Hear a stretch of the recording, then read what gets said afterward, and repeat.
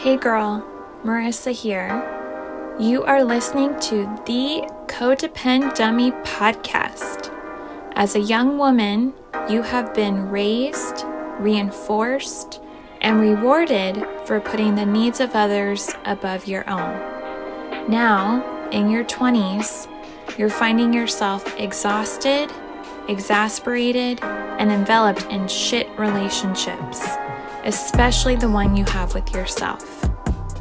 Codependency is a way of being where we put the feelings, wants, and needs of others above our own in an unconscious attempt to meet our own feelings, wants, and needs. Sorry to break it to you, sis, but that is not sustainable. This podcast is to help you undo all that so you can stop playing small and start taking up space, you dummy. Let's get to it. Hello, everyone, and welcome back to the Codependent Dummy podcast. This is Marissa, your hostess mostess, and today we have Anna. Anna, I forgot, how do you pronounce your last name? It'll be live. Jarviautio. Jarviautio, yes. And Anna is here. She is a personal transformation coach and an integrative therapist. She lifts up and carries these stressed out overthinkers grown in dysfunctional families towards peace and focus. And she's here today to help us focus on adult children of alcoholics, better known as ACOA. Anna, thank you for coming on. Thank you so much, Marissa. So excited to be here. Yes. All right. So first question, no mystery, but it's a mystery how you conceptualize codependency. So how do you define codependency? Oh, it's such a big question because there's so many ways. So many. But for me, the first thing what that comes up is the somatic feeling.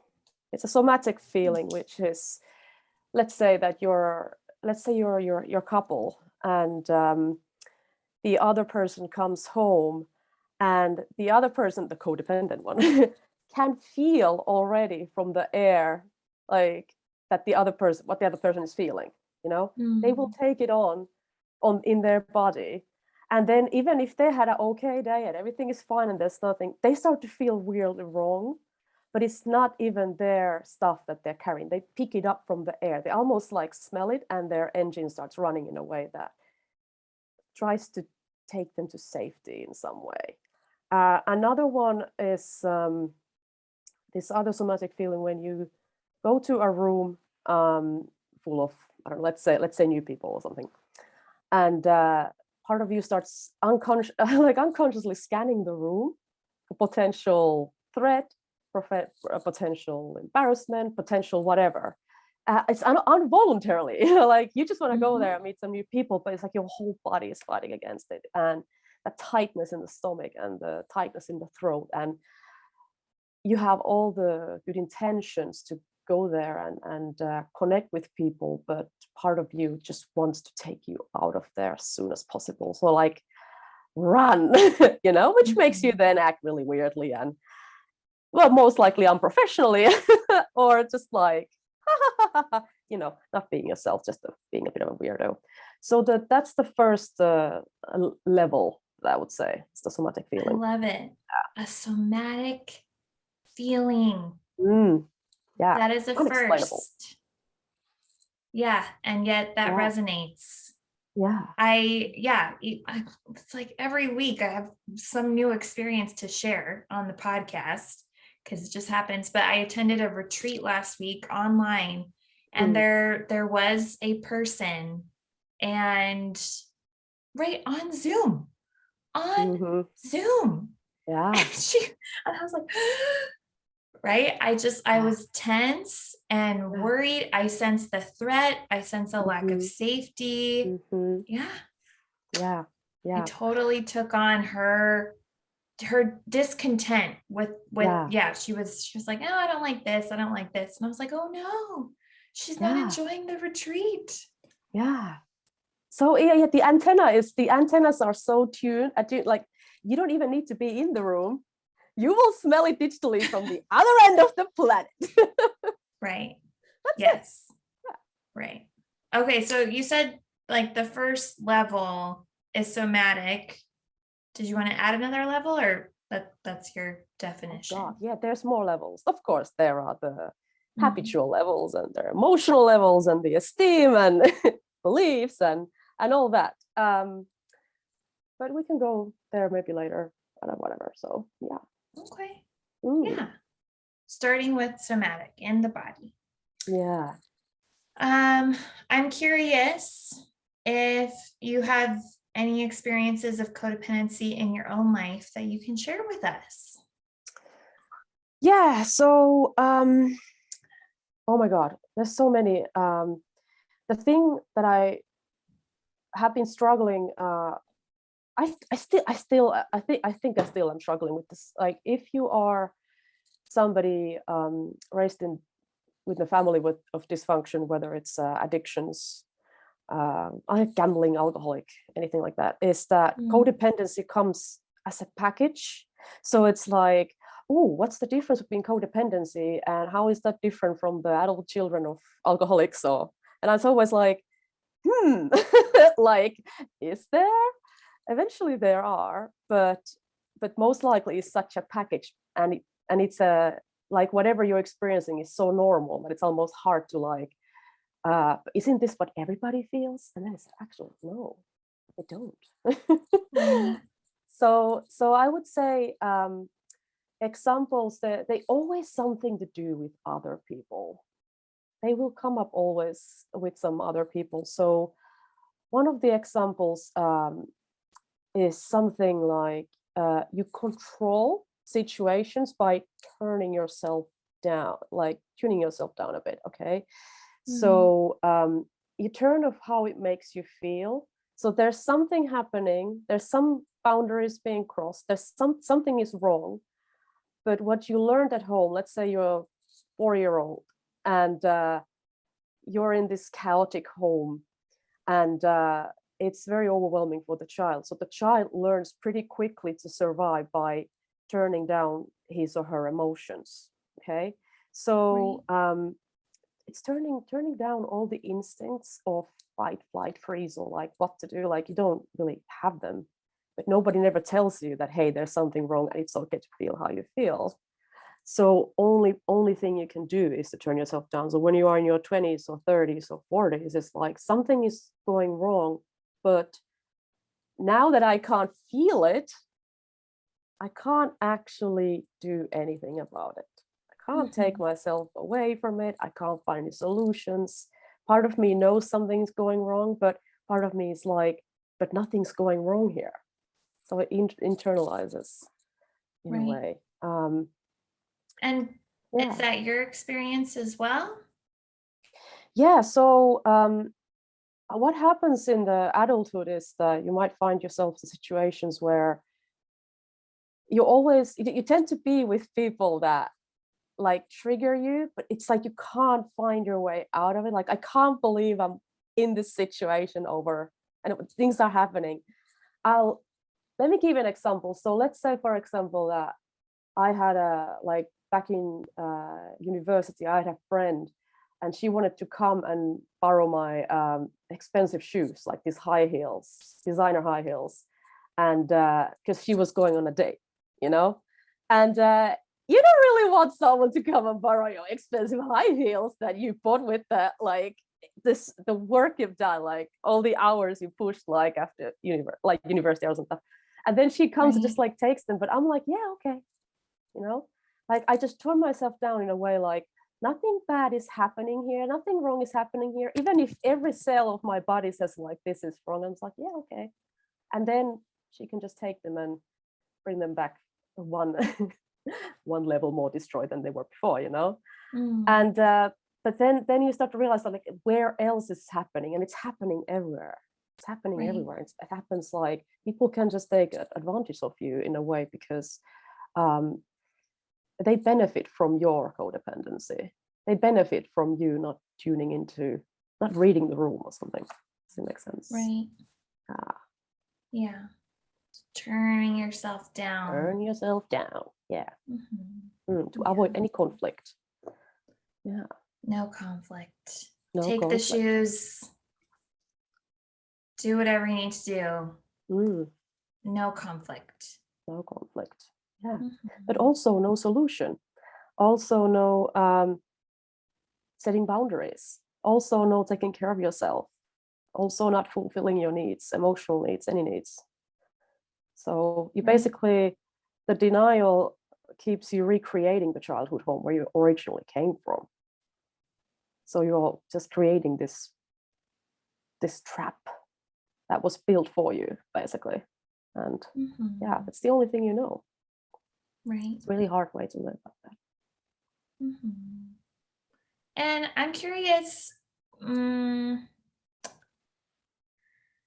we touched on it. Can you share the basic understanding of what is an adult child of an alcoholic? What is this ACOA acronym? So they basically started back, I think it was like 70s, like, you know, when they were the Alcoholics Anonymous, and they were studying them, but they were also studying the people that were their partners, like how being a partner to an alcoholic, how does that make them, what does that turn them into? You know, these stressed out enablers. But then the next study was like, what happens to the children of the alcoholics and of the enablers? Okay. Wow. So basically you have let's say you have this situation where you have let's say father is an alcoholic, so all his energy goes for the addiction. There's no energy, there's no bandwidth left for anybody else's emotions or needs or wants or desires. It's just the addiction. And then let's say the enabler, let's say the wife, for example, all her energy goes for the husband, to take care of the husband or avoid the husband or control the situation or not to feel or whatever, usually codependent behavior. and because the father has no bandwidth or no energy left, and the wife has no energy left, the children are just left basically on their own devices from such young age. So they have to learn to survive somehow. And one of the ways they do that is they kind of stop existing in a way, like they just turn off all their needs and wants and desires. And there are like certain traits, that there's a bit of a long list of different kind of traits, how the adult children of alcoholics are like. And whenever I start reading out that list, which I don't have here right now, it's like it will hit a chord. It will hit some kind of really deep chord for those who are coming from these kind of families, especially those ones that are coming from so-called good families, you know, where they had to learn to lie first to themselves what's happening, and then they had to learn to lie for the parents to keep their reputation, to a point where they actually forgotten what actually was done to them. And also because they didn't feel, because they learned not to feel, it's like they forgot that, like they don't actually have the memories of things. Were things really that bad, you know? So when they come for the first session, most of my clients are like, I don't really have any memories from my childhood. I don't really know. Like, I guess it was okay. We always got everything we wanted, but there's this weird feeling that something wasn't right, but they can't really pinpoint it. So yeah, it's something that you go on living life with this like strange sense of emptiness that no amount of money or no amount of attention can fulfill, which then kind of turns them into addicts of either success, money, or attention, or anything. And that's when all the codependent traits starts to pop up. So yeah. Right. So it's the ACOA started in the 70s. I love this, right? There was research and support in 12-step programs for the, for the alcoholic. there's Al-Anon and Codependents Anonymous and other research and support on the enabling partner. Yeah. And then what about the kids? Yeah. What about the kids? Yeah. Well, It's a really sad story about the kids, and and then it's a intergenerational thing as well, because the adult children of alcoholics who have learned this codependency, who have learned this way of denying dysfunction, dysfunction in others, and denying their emotions and stuff, they start to then unconsciously teach that for their children. right.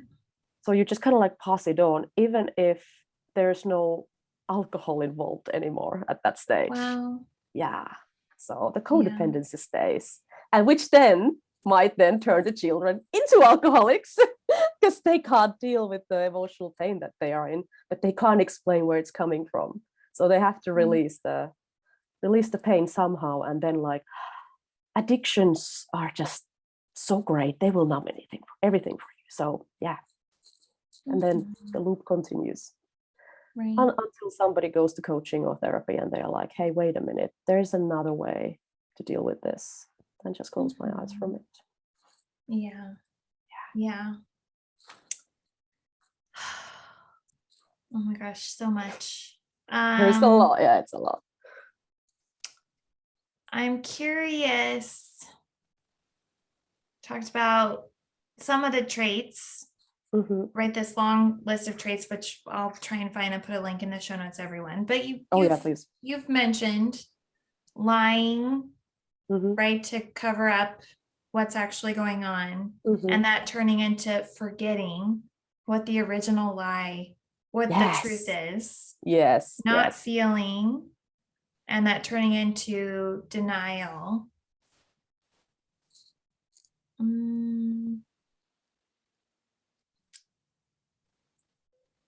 How do you sense denial serves codependents who come from alcoholic families? Yeah, what's the purpose, or how does it serve them until it doesn't? So in the childhood, it's like, well, child can't handle as much overwhelm as an adult can. Okay, so it's a like nature. It's a nature's way to protect us by giving us this skill to turn yourself off as a child. Okay, because otherwise you can't really function. Okay, so it's like, I don't know, the mother nature is taking care of us in this way. Okay, so it serves the child in order to keep them somehow functional. Okay, now in adulthood, the denial is well, let me put it in this way. So our brain doesn't really care about our happiness. It just doesn't care if you're happy or whatever. It just wants you to stay safe. So let's say that you're living in this cave, I don't know, tens of thousands of years ago, and we function this way. Like we go hunting and we do this, and this is how we do this or whatever. And the child is looking, okay, how do we do things in here? Okay, so these adults, they are there, they care of me, they clothe me, they feed me, they keep me warm. So I can see that they are alive. They live longer than me. So I will just do exactly what they do. So it keeps us like it lets us survive. Okay, that was very useful in the caveman times. Okay, right. So the brain just wants to repeat everything from the past so that it can say that, okay, now you're safe, because the brain is like, if it looks similar to your childhood, and you do those things and you surround yourself with people who kind of behave in the same way, make you feel the same way, okay, this must mean that now we're surviving. Okay, but it doesn't work anymore, and this is the day and age when we're already like safe and sound, and but it does serve in a way that you don't have to take responsibility of your own situation. You don't have to take responsibility of your emotions. You don't have to create any solutions to take you elsewhere, which is unfamiliar. And brain is like, if something is unfamiliar, it means death. Okay. And people coming from families such as alcoholic and dysfunctional is like the fear of like the feeling of like, I go somewhere else and it's different. The feeling of like death is so much like somatically, it's so much stronger than people who haven't, if it makes sense. So it's definitely, there's no way out of here. I can't do anything different. Part of this, I don't want to do anything different. I do, but I don't. And then the loop continues, and it keeps them stuck in their past. Okay. Also, funnily enough, there are these things called bitching rights. Okay, bitching rights. So you're in a situation with a person, and something is going on that is just totally dysfunctional. It's totally wrong. But then they get to release their tension, release the anxiety by like, can you believe he's doing that? Can you believe she said that? Can you believe this? Like, I can't believe this is happening to me. Like they get attention. They get attention of other people by dragging them into this, like, can you believe? And he's a horrible, and she's just a bitch. And like they get to like be seen in this way. Right. So if you're stuck, you moan, you get to be seen. And what do you have left if you can't tell people about yourself anymore? Who's going to be here listening? And if you don't have people around you listening to you, that means you're going to be alone, which means you're out of the cave and you're going to die. Does it make sense? Yes. Yeah. Bitching rights. It's really important to have the bitching rights. Bitching rights. Also, it gives you the right to punish others. You know, this situation is happening, but I don't have to take responsibility. I don't have to feel anything. I just get to punish you. So it's punishing others for what they're doing to you is also something that's quite addictive, I would say. Yeah, it's addiction. It's on its own almost. Very complicated. So I'm hearing that denial potentially, and you did put quotes, so quote unquote, serves us because multiple ways. One being, we don't have to take responsibility. Yeah. We maintain our bitching rights. Yeah. We can punish others.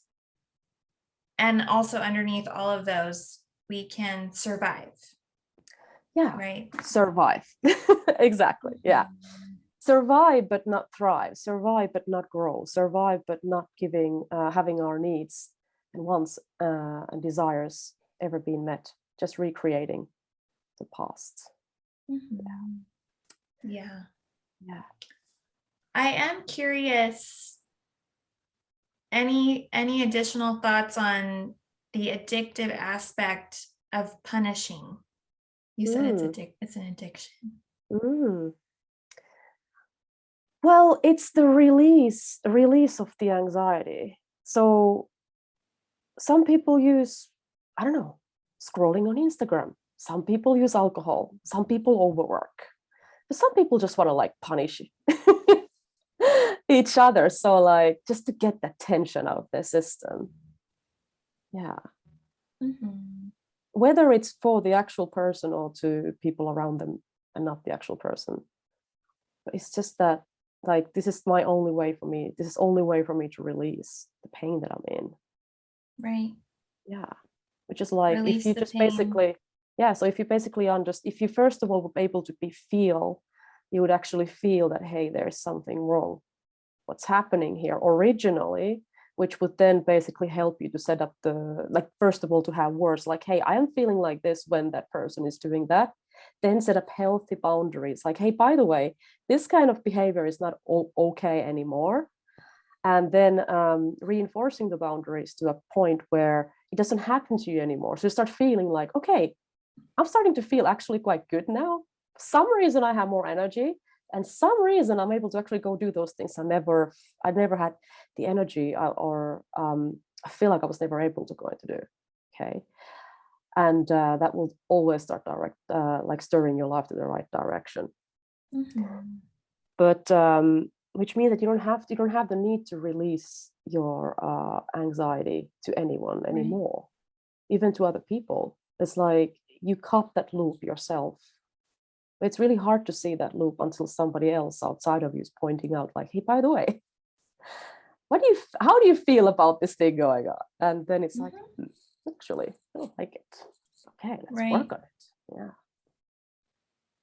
And going back to our original typical ACOA example, alcoholic husband, enabling wife, neglected child. Yeah. And this is a typical example, but potentially the wife is punishing her partner by criticizing him with the child, maybe in front of the child, like with the father present. Yeah. And not actually addressing her fundamental needs for safety, for love, security. She's just berating her partner for his thoughtlessness and inconsideration. Yeah. It's like there's stuff underneath. Yeah. But it's really hard for I don't know, just people out there, like, to see these kind of things. Like I said, like, it takes external person to point out these things. Professional therapy, coaching, anything that can help the family to deal with the original problem, so that they actually have the energy and the bandwidth for their children, and see that their children have needs too.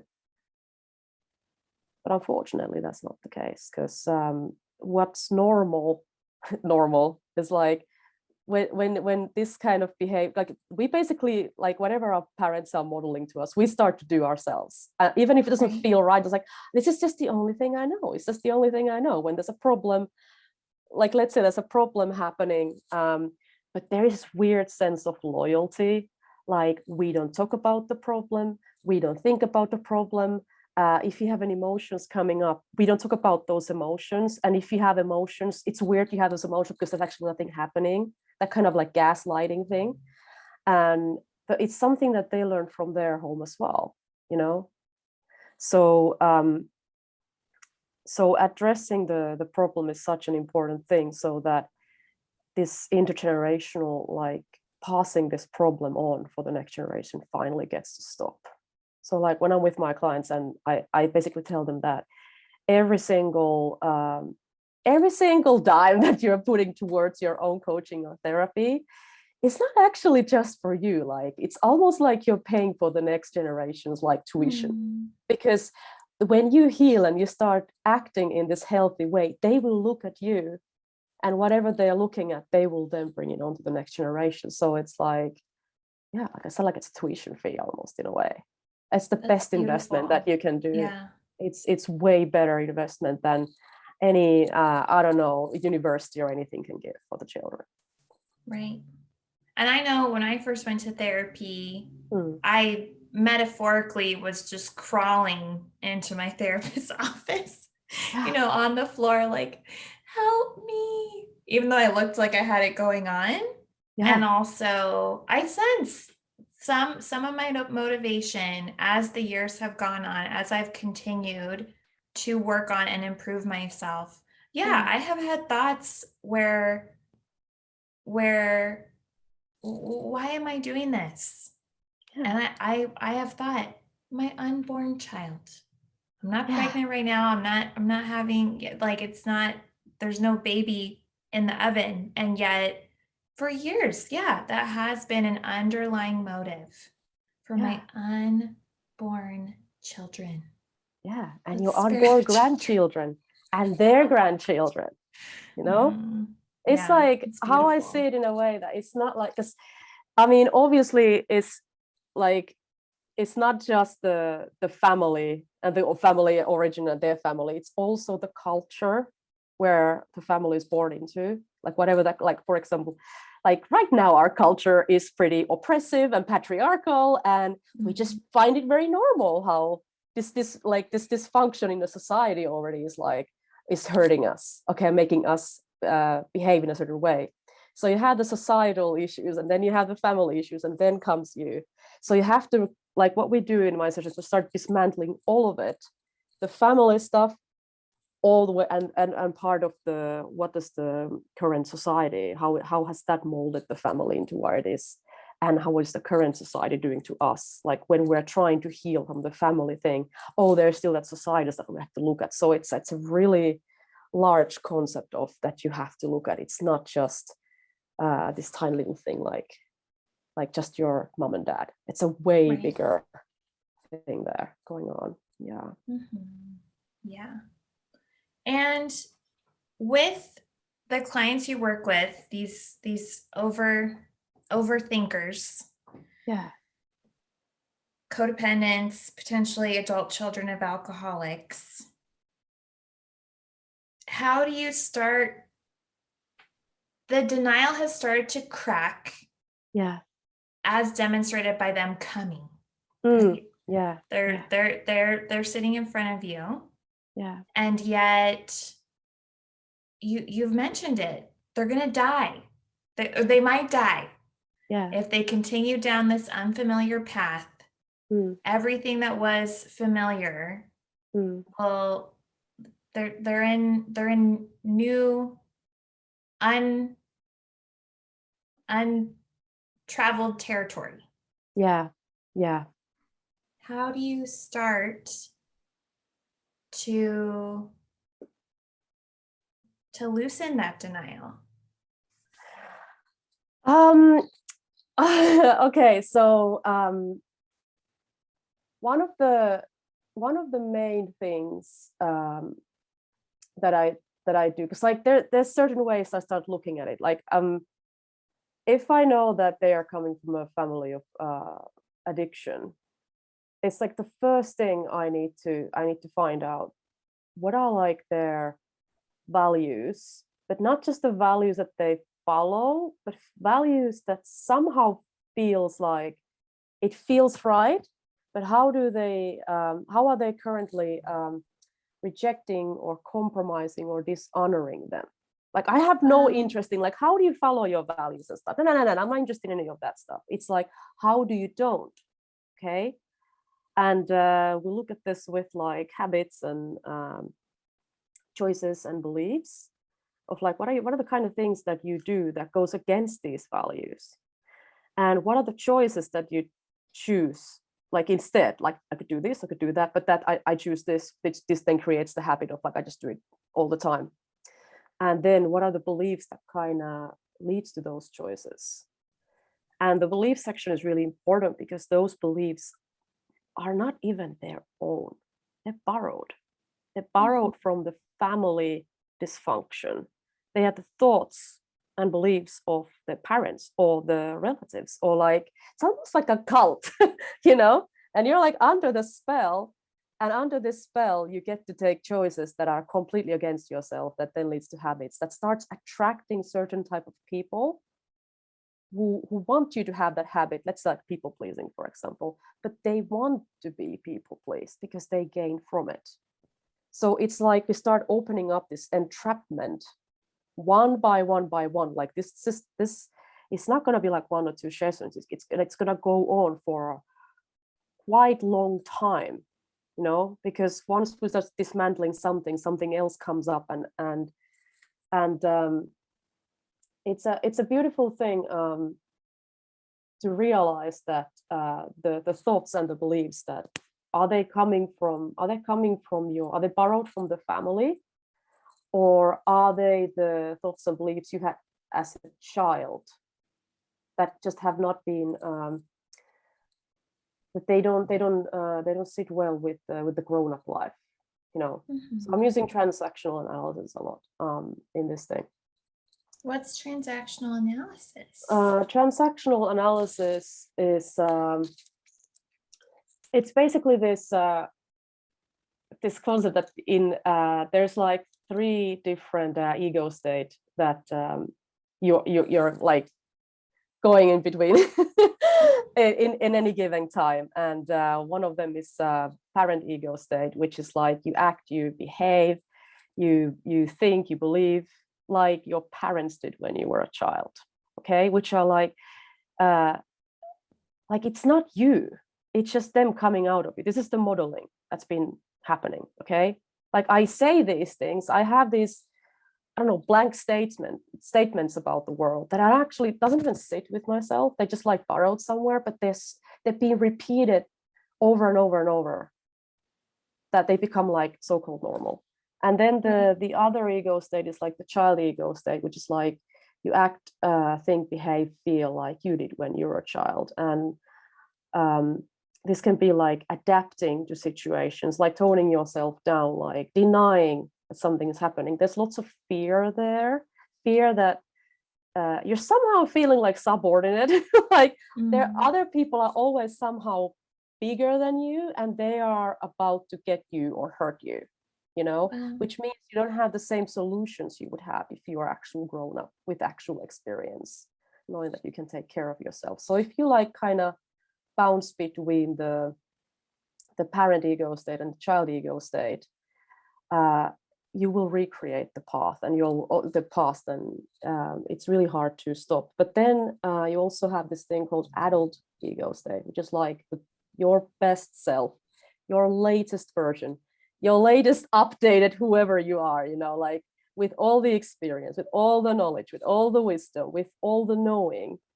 And when you can step into that ego state, you can see things as they are instead of just judging the situations. And that will give you all the control over situations and people. So I would say like the parent ego state, there is like this critical parent that's always like judging you or judging others. But there's also this adult parent ego state, which is like very nurturing. It's a nurturing parent. It's those words and those sentences in your mind that actually creates you this peace and creates this calm and creates this kind of a like, I'm actually okay, I'm being taken care of. And in my therapy and coaching, we strengthen that. It's already in you, and we just strengthen that, which will then help toning down the critical parent ego state. And then there's also in the child ego state, there is this thing called free child, which is the aspect of you that's extremely creative. It's extremely spontaneous, and it wants to do things just because it wants to do them, not because there's some other external or monetary value added to it or attention. Anything like, I want to do this thing just because I want it. So if you work on the adult ego state and the nurturing parent and the free child, and you combine those things together, you are actually going to build yourself the life you always wanted. And you will start attracting the right people to yourself. And the, I don't know, like, let's say the narcissistic people or people who would benefit from your people pleasing just can't find you anymore. Like, they can't smell you. They can't track you down. It's like their antics just don't work on you anymore. So you're actually, that's what I call freedom.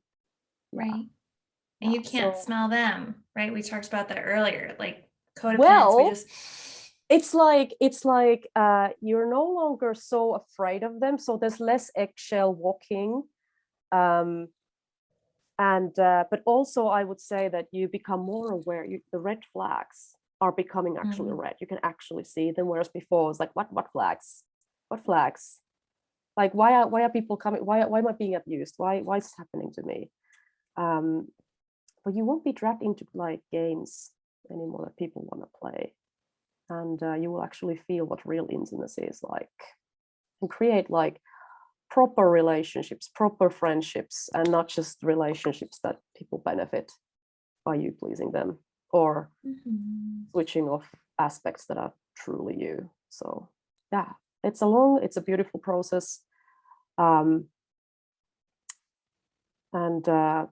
I really hope that if you're listening to this and if any of this stuff kind of hits the chord, but you can't tell like, what is it really? I think it might be a good time for you to actually look out for someone who understands your past and knows exactly the kind of steps that they can help you with. Right. Yeah, sounds like an amazing process. So starting with what are your values? Yeah. And how are you rejecting, dishonoring, neglecting them? Yeah. Looking at habits, choices, beliefs, Mm-hmm. and then integrating this transactional analysis with the parent, child, adult egos. Yeah. Mm-hmm. Mm. How, I'm curious, yeah, someone could be resonating. I actually, very recently, I realized that I've shared my initial therapy stories, right? Crawling into that Yeah. metaphorically crawling into an office. And I had a therapist at UC Santa Barbara when I was there, this male therapist. He was great, very supportive, Yeah. helped me a Yeah. lot. But Anna, I totally forgot that probably at least 6 months, maybe a year before that session, I had actually been to another therapist. You just I forgot. like I had forgotten. Yeah. And recently I remembered, I was like, oh my God, that wasn't my first therapy session. I'd been to a therapy session one time. I left without paying, and Mm-hmm. I paid her like years later because I still Yeah. remembered, and I did feel guilty about it. So I Yeah. did pay her eventually, but I I was not truly ready. Yeah. Yeah. And I'm curious, how do you navigate working with adult children of alcoholics, your clients, right? Entrenched in the lies, the denial, the Mm. forgetting, the familiar. Yeah. How do you navigate that? Um, well, I find this really easy, okay, because of my own past. So Mm, it's like, well, first, it's like you have some kind of pain. You can't explain it because nobody's ever explained it to you, because you shouldn't, quote unquote, you shouldn't have this pain anyway, because quote unquote nothing is happening. So right. lies, lies, lies. You start gaslighting yourself about your situation, your emotions, and your experience, and you gaslight yourself, and believing that you don't actually have any problem, but you do. So we in this society, current society, we've been taught to look outside for problems. So so it's like, if your car breaks down, do you look outside of the car to see, like, where's the car broken? No, you have to open the actual bonnet, you have to look into the motor, and then if you don't know how to fix it, you take it to a professional who will then look inside the car and then can help you to get the car fixed. This is what we do. If your phone breaks, you don't look outside of the phone like, hey, what's with the phone? No, you take it to someone who actually understands what's happening inside the phone. Now, for some weird reason, it's like, if something is wrong with you, the answer is always, but there's nothing wrong with your life. Oh, the reason must be because, and it's always somewhere outside of you. And if you're looking at yourself like, but I don't have any issues, like I feel like I have, but I don't, that's the gaslighting that the, I don't know, current society is doing. Okay. Mm, Like, you need to have proper problems outside of yourself in order to say that you have issues. Or what if you don't? Then, oh my God, there's something shameful. That there's the stigma of, like, if everything is okay, I shouldn't be going to therapy. I shouldn't ask for help. Like, I should already understand myself. So right. coming from a family of dysfunctional alcohol is like, I actually get to give them the words to describe what is it that they're actually feeling, and then explain them, why is it that you're feeling that way, and why is it that are you thinking that way. And there is that sense of, like, coming home, like, Mm, finally somebody says the exact things that I feel and think, but nobody else has never been able to validate them. right. Not at home, not at school, not by your friends, not at work, definitely not at work. Okay. And then that's the first thing. Like, I just start navigating by, like, saying things out loud and see their face melt, like, oh my God, like I have arrived. I actually, like, you have this like a warm hug, this digital hug, just by saying things that they are familiar with. The thing about the your experience, and this is, I hear this a lot.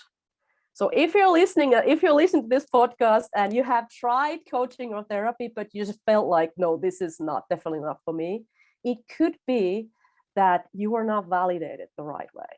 It could be that you go there, you explain what's happening, but the therapist or the coach just can't pick it up because they don't have that, they can't smell it. They don't have the same experience that you had, you know? And they, like, somebody who comes from a home like that, they can, like I said, like, and they can smell it. Like, you don't have to say many words and they will know already. And that's the true intimacy. It's like, you don't even have to speak that much and somebody will understand you straight away. So did you feel validated when you went to your first therapist session? No, I mean, I was codependent, so I think I acted like it, right? Like, oh, the therapist needs me to nod my head and seem like I'm connecting right now. And yet, yeah, I sense I was saying one thing and it was being interpreted another way. Ooh, I couldn't reconcile the distance. Yeah. Right. So I didn't say this isn't a good fit, but my behavior afterwards indicated that. But I couldn't say that. Yeah. And I would say it had to happen because that led you to find the actual right person. You know, True. I'm just saying that if any of the listeners have this issue that I went to somebody and it didn't help, I was so invalidated. I was just prescribed drugs without asking, like, hey, what's actually happening? Or the therapist was just like not getting it. You know, it's just a sign for you to go to another person. And then another person, like, you have to keep on going until you find the right one. And the right one might not be like, oh, you look at their diplomas and their accreditations or anything like that.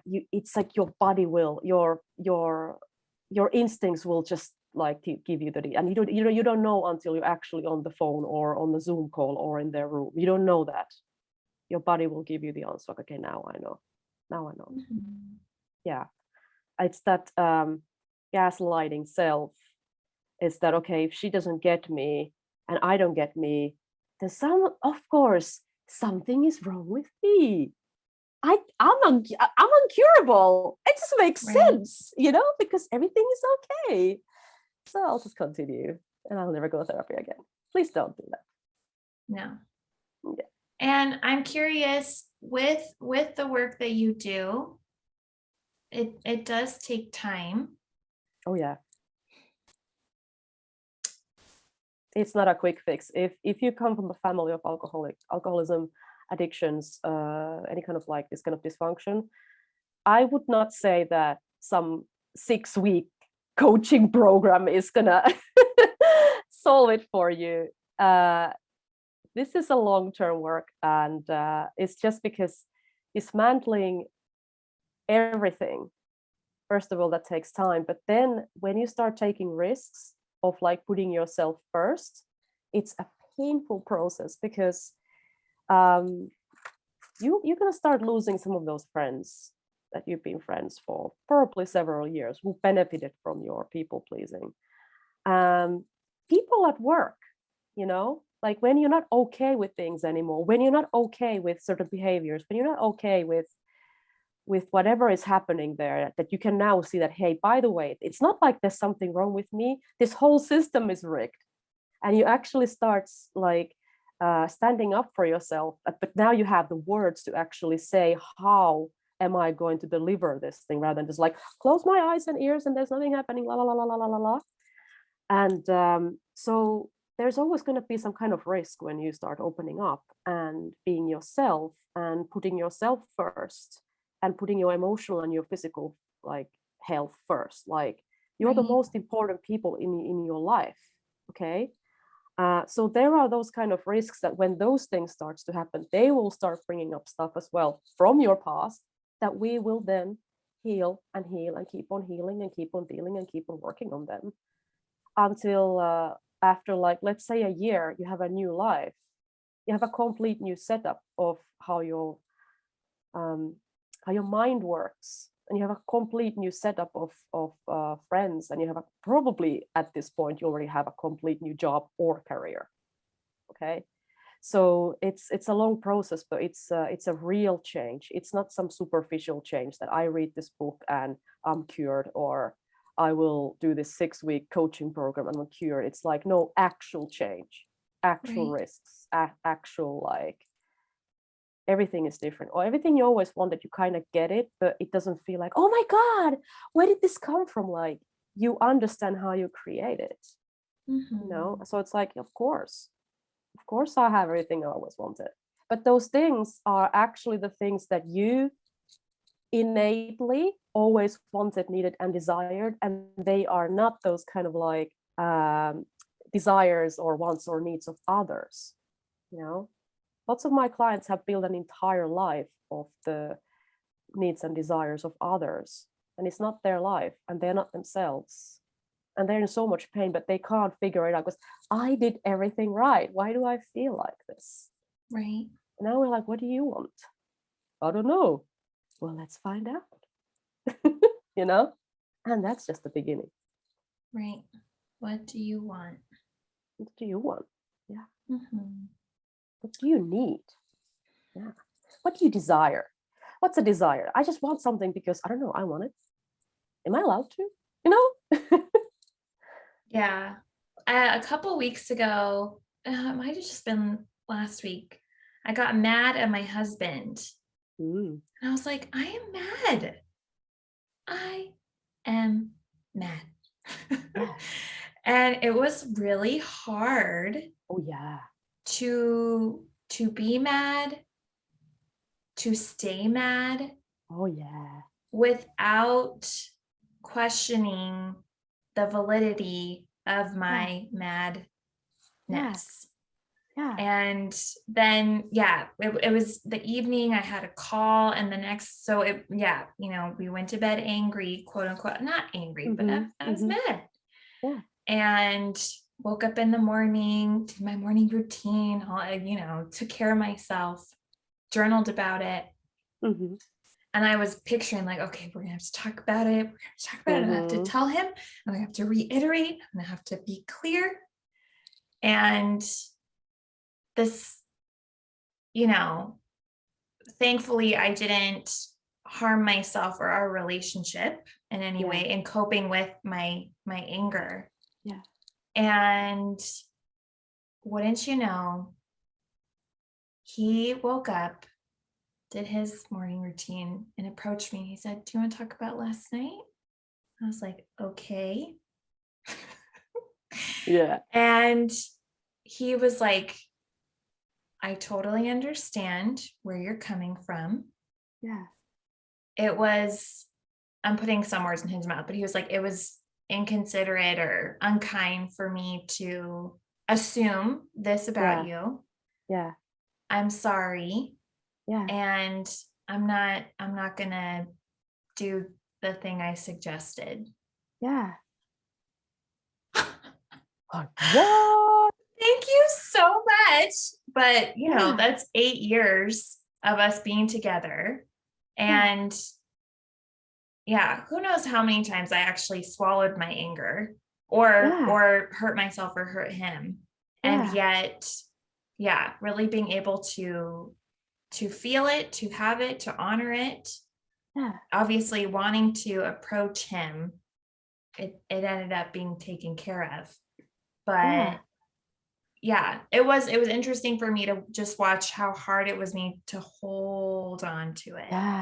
Yeah. So how is it different now that you are just able to feel anger? I wasn't completely able to, but I was conscious of how I was trying to minimize or question or let it go. Marissa, just go and apologize to him. You're being over dramatic. Over dramatic. Yes. It's not that big a deal. is that's the whole like gaslighting, like it's not a big of a deal, like it feels strangely familiar, but there must be something wrong with me that this is happening. So, or maybe we should just like never talk about it just to stay safe. And I don't know, watch the relationship crumble because there's no honesty. Like honesty is the thing that is available to it's available to the, like I said, adult ego state, the best self, the best version, the your latest updated version of yourself is honesty, that you're actually able to voice out what's happening to you, what's happening in the situation. And then that's the only way for you to start creating solutions. Because self-silencing is not creating solutions. It will just create more problems, lifetime of problems. So that's in my practice, it's all about like, how do you actually become honest? Because lying is something that if you had to lie for yourself and for your family, and you had to lie for, I don't know, for the reputation or whatever, and there were like negative consequences for if you were honest, but there were some kind of benefits that you were lying, then of course you just keep on lying for the rest of your life, and it's so hard to actually stop that. It's like a trivial thing. It's like I'm lying about things that I didn't even have to lie. And it's like, what is it like to actually live in honesty? When is it that you text your friend and let's say you're late, and you're not going to say like some bullshit answer why you're late? Like, what's it like just to say, hey, I'm going to be late, and not like, and here's the reasons why, like just to control their emotions or anything, and just deal with the consequences of the honesty than dealing with the consequences of dishonesty, if it makes sense, or the self-silencing. That's what I call lying. So I don't say lying is like, oh, it's a bad thing, and if you lie, you're a bad person. It's like, no, this is just what was modeled to you. This is the only universe available to you. So it's like the only solution you have. And now it's like, no, actually, I am mad, and I'm going to tell you this. And somehow relationship gets better because it's the honesty. Honesty always steers you in the right direction, every single time. Yeah. Awesome. All right. Well, thank you so much. Thank you so much. And if it is resonating, if you are putting words to people's experience, if you're articulating their reality in a way that they just haven't been able to, how can they connect with you? So I have an Instagram account. It's called anxiety _specialist _ Mayfair. Anxiety specialist in Mayfair. So I had that Instagram account. I put quotes there pretty much every day, and I also have some, I don't know, different stories where I go on camera and just like do whatever, like mind farts of the day. So it's like, if you like this, if you want to be in my osmosis, I welcome you to join me in the Instagram. And if you want to set up a consultation, I highly recommend that you go to my website, which is www.mayfaircoachinglounge.com, and just book 30-minute free consultation. It's going to be over Zoom, and we just basically hang and see what happens. Okay. Because a lot of people, when they come to these consultations, they don't even know why they're there, but like something in them just told them to do it. Right. And I understand that, because there are no words to describe really what's happening if you are coming from a family of dysfunction and alcoholism. Okay. So, but if you are, I will smell you, I will know you. I will give you the hug that you need, and then we can take it from there. Awesome. Well, yes, I'll put links to your Instagram and your website in the show notes. And that's a wrap. Thank you so much. That's a wrap. Okay. All right. Bye, thank you so much, Marissa. Bye-bye. Hey, girl. It's Marissa again. I'm not like a regular podcaster. I'm a cool podcaster, right? Thank you for listening and staying till the end. You can find me on Instagram at therapywithmarissa. Email me, marissa@codependummy.com. Check out codependent.com for more information on the show. And baby girl, a subscribe, rating, and review would be much appreciated. Till next time, I want you to remember, if you are feeling unseen, I see you. If you are feeling unheard, I hear you. And if you think that you don't matter, know that you matter to me. I want you to go out there so you can stop playing small and start taking up space, you dummy.